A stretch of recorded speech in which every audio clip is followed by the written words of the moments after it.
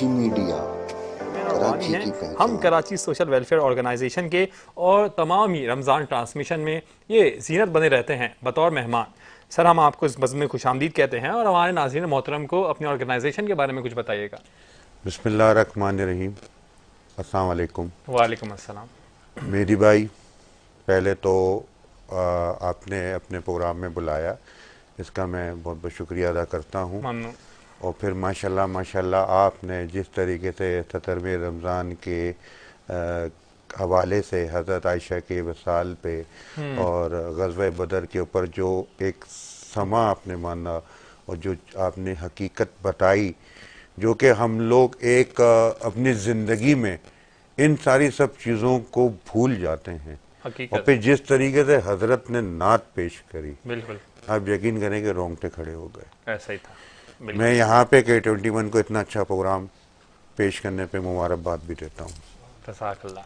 अब मैं आता हूँ आपके सवाल की तरफ। हम जी कराची सोशल वेलफेयर ऑर्गेनाइजेशन, ये हमने क्यों बनाई, किस लिए बनाई, किस तरीके से काम करें, मुख्तसरन ये बताता चलता हूँ कि बस कुछ मौका मिला लॉकडाउन के हवाले से काम करने के लिए, और हमने मिल के दोस्तों के साथ मिल के जो है वो अपने काम करना जो हमने शुरू किया, जी तो वहाँ से हमें कुछ चीज़ों का पता चला कि यार बहुत सारी मुश्किल परेशानियाँ हैं, लेकिन बात है शऊर की। जी, अवेयरनेस की। और फिर हमने ये चीज़ भी देखी कि हर कोई अपने अपने में लगा रहता है, तो हमने अपनी ऑर्गेनाइजेशन का नाम हम कराची इसलिए रखा कि ना तू न मैं ना आप, क्या कहने हैं जब भाई, हम वाह। सब मिल के काम करेंगे और कराची के लिए काम करेंगे तो वो होगा हम कराची। बहुत खूबसूरत सोच है। और फिर इसको हमने वेलफेयर भी रखा, फिर सोशल भी रखा, क्योंकि कोई भी जितनी भी मुश्किल और परेशानियां यहाँ पे लोगों की हैं, वो अगर आप देखें तो वो कहीं ना कहीं कोई ना कोई सोशल अपने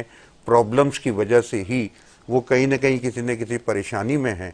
और फिर यही परेशानी जो है वो अपने गली मोहल्ले से होते हुए पूरी शहर की परेशानी बन गई। बिल्कुल। हमने तीन चीज़ों को मेनली तौर पे रखा, अच्छा। एक बेरोजगारी के ऊपर, एक एजुकेशन और हेल्थ के ऊपर। क्योंकि आपको पता है कि जितनी भी अपने समझें कि किसी भी बंदे की कोई भी मुश्किल और परेशानी होती है, वो उसके बेरोजगार होने की वजह से ही होती है। अगर उसका रोजगार हो, कहीं अच्छी जॉब कर रहा हो, काम कर रहा हो, तो अपनी लाइफ मेंटेन कर रहा होता है। सही। लेकिन कुछ हालात ऐसे होते रहे, चलते रहे, लॉकडाउन के बाद से तो और ज़्यादा इतनी मुश्किल आ गई मेरी अब्बास भाई जी कि क्या कहें क्या बोलें कि यार वो तो एक आफत थी, जी। और एक आलमी हकीकत आफत थी, है, आलमी आफत थी। एक वबा थी। तो वो तो हमें समझ में आ गई थी, लेकिन उसके बाद से जो चीज़ें हुई हैं उसमें हम किसको दोष दें, उसमें हम किसको कहें। जी और फिर बात यह है कि लोग जो है वो माशाल्लाह समझदार तो बहुत है, लेकिन उनका शऊर चला गया। तो जी। हमने कहा कि हम इसके ऊपर काम करते हैं। और फिर आ जाता है यही बात, ये चीज़ का अपने हवाला कि सिर्फ और सिर्फ मुश्किल और परेशानी की बात होती है, सलूशन की बात कैसे होगी। बिल्कुल। तो सलूशन की बात किस तरीके से करेंगे, क्योंकि बात यह है कि जो सलूशन करने वाले ही हैं वो इस प्रॉब्लम को क्रिएट करने वाले हैं। तो रिजोल्यूशन मैंने करके और बैठे आपने हैं। हिस्सा तो डालना पड़ेगा ना, बिल्कुल फिर इस अवाम को बेड़ा उठाना पड़ेगा। बिल्कुल। तो हम फिर चले, अपने दोस्तों को साथ मिलाया और हम ये काम करना शुरू किए। वही वाली बात है कि हम चलते रहे, लोग मिलते रहो, कारवां बनता चला गया।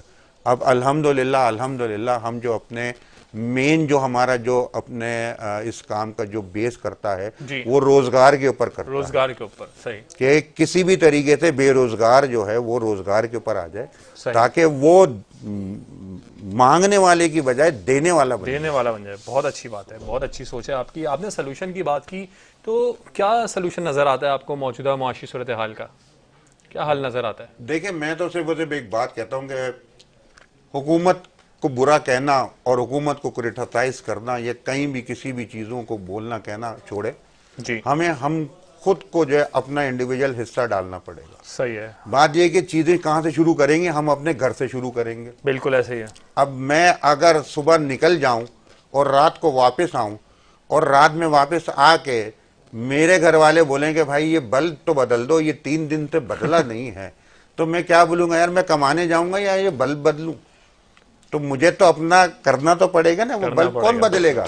मैं ही बदलना बदलूंगा ना। पड़ेगा, ऐसा ही है। बाहर से इलेक्ट्रिशियन लाऊंगा, कोई चीज करूंगा, थोड़ा वक्त तो निकालूंगा ना। बिल्कुल। तो इसी तरीके से वक्त मुझे निकालना पड़ेगा इन कामों के लिए, इन चीजों के लिए भी। बहुत ही आसान सी चीज है, मैं करता चला आया, अल्लाह पाक ने रहनुमाई फरमाई।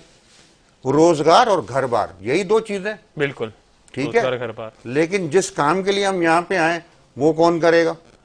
किसी न किसी मकसद से तो आए हैं बिल्कुल। ना। रोजगार का वादा अल्लाह पाक अल्लाह का पाक है, का है। अल्लाह पाक का वादा है, किसी सदर वजीर आजम का नहीं है ना। जी, तो अल्लाह का वादा तो आपको पता है, वो तो बरहक है, वो तो होना ही होना है। लेकिन हमें जो यहाँ पे भेजा तो जी। मकसद से भेजा। मकसद से भेज। अब हमने क्या किया कि हमने अल्लाह के काम में हम छोड़ के और हम उसमें लग गए, सही और कह जो रहे हैं। अपने काम थे वो हमने अल्लाह पे डाल दिए कि अल्लाह बिल्कुल। मियां तू कर ले। तो उसका जो काम जिस चीज का है वो तो उन्होंने करना ही है, अल्लाह पाक ने करना ही है। तो हमें थोड़ा सा बैलेंस करना पड़ेगा। रोजगार में से, घर बार में से, मैं भी तो करता हूँ, बिल्कुल। 3 घंटे 4 घंटे सोता हूँ, अच्छा, लेकिन अपना रोजगार भी चला रहा हूँ, अल्हम्दुलिल्लाह कारोबार भी चला रहा हूँ, सही। ठीक है ना, घर बार भी चला रहा हूँ। मेरी वाइफ मेरे साथ जो है वो मेरी हर कामों में, हर चीजों में भी होती क्या है, बात है। घर बार भी देख रही होती है। सही। तो ये है सिर्फ अपने सोल्यूशन। थोड़ा सा अपना अपना हिस्सा डालना पड़ेगा, और कोई अच्छा काम कर रहा है उसके साथ आप खड़े हो जाएं। नहीं हो तो सिर्फ अल्फाज अच्छे कह दें, नहीं समझ में आता खुद कर लें, और अगर वो भी अगर नहीं होता तो भाई क्रिटिसाइज करना छोड़ दें। क्रिटिसाइज करना छोड़ दें, बहुत अच्छी बात।